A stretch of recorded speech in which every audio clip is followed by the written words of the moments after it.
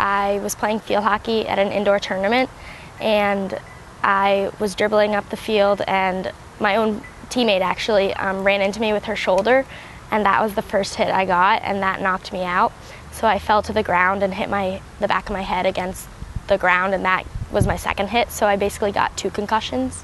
Immediately, I definitely felt off. I just didn't feel like myself, and I went back into the game after a little break, but I wasn't playing the same. Like, even the people watching could tell that I was like not on my game, and like I was like acting a little like strange. With a brain sensory problem like that, a coordination problem like that, come out, stay off the field, recover, to minimize the risk of subsequent brain injury, but also to minimize the risk of other bodily injury. I asked to go back into the game because I've just always been taught that like when you fall down you get back up, you know.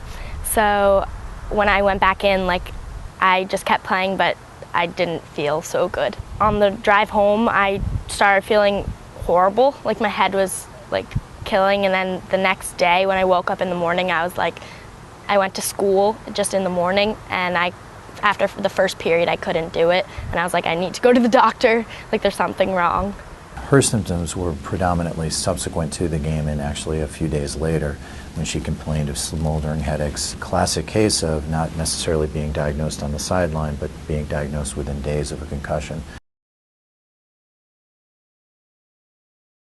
I took the concussion test, and it said that I failed it in like 4 parts out of like 5. I was having like immediate problems in school. I couldn't like focus at all, and it took me a long time to do homework, and I couldn't study because I just couldn't like focus on anything, and I was having really bad problems in math. I couldn't do like my math problems anymore, and so I had to actually drop my AP Calculus class. The long-term effects of concussion, again, can be myriad. So again, we can have smoldering headache, difficulty thinking, concentrating, focusing. There can also be emotional implications too, especially if somebody has a pre-existing neuropsychiatric condition. Symptoms of my concussion lasted about 4 months. It wasn't until about a month ago that I was allowed to even exercise. I was like allowed to play sports. So I had like excruciating headaches for about 4 months, and then finally they got a little better. Leah was out of sports for some time, weeks, and this is not uncommon. Again, if somebody's having persistent headaches, we really will avoid putting them in situations where repeat injury can be experienced.